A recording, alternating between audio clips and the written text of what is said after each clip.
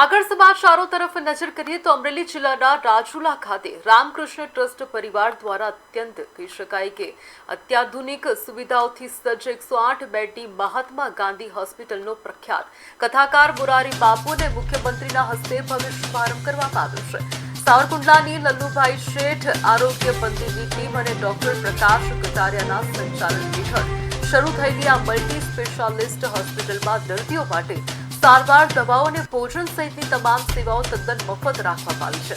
હોસ્પિટલમાં અત્યંત કહી શકાય કે અદ્યતન ICU, modular operation theatre, NICU, dialysis અને રેડિયોલોજી સહિતના અનેક વિભાગો કાર્યરત કરાશે, જ્યાં સમયાંતરે વિવિધ રોગોના સ્પેશિયાલિસ્ટ તબીબો પણ સેવા આપશે।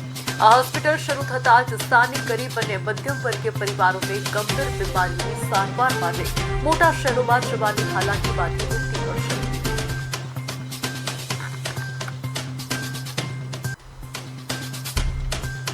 હાડકાનો વિભાગ એટલે કે ઓર્થોપેડિક, કેન્સર વિભાગ, ENT, કાનના ગળાનો વિભાગ, ઓડિયોલોજી, કિડની રોગ નિષ્ણાત, નેફ્રોલોજિસ્ટ તથા યુરોલોજિસ્ટ એ વિઝિટિંગ ફેકલ્ટી તરીકે મળશે। આ એક અદ્યતન કોર્પોરેટ લેવલની હોસ્પિટલ બની છે, જેમાં બધા જ રોગોનું સારવાર ઉપલબ્ધ રહેશે અને આ સુવિધાનો લાભ આપવા માટે દર્દી નારાયણને